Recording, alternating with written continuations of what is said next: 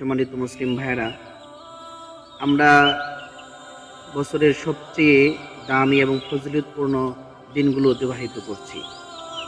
এটা জিলহজ মাস। জিলহজ মাসের প্রথম 10 দিন অত্যন্ত গুরুত্বপূর্ণ এবং দামি ফজিলতপূর্ণ দিন। তো তাকবীরে তাশরিক এটি অন্যতম আমল। তাকবীরে তাশরিক ইসলামের একটি গুরুত্বপূর্ণ আমল। নবীজি সাল্লাল্লাহু আলাইহি ওয়াসাল্লাম ও সাহাবায়ে কেরাম রাদিয়াল্লাহু তাআলা আনহুম আজমাইন এই আমলে অত্যন্ত গুরুত্ব দিতেন। এই আমলগুলো জিলহজ মাসে নির্দিষ্ট কয়েকটা দিনে করতে হয়।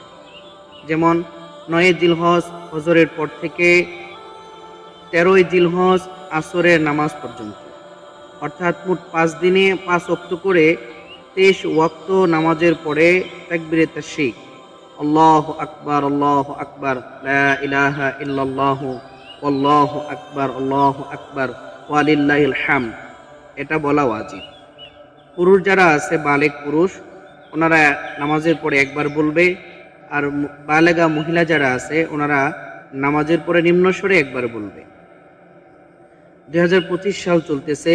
এই সালে হিসাব অনুযায়ী আগামী শুক্রবার 6 তারিখ ফজরের নামাজের পর থেকে আগামী মঙ্গলবার আসরের নামাজ পর্যন্ত এই আমল চলবে ইনশাআল্লাহ।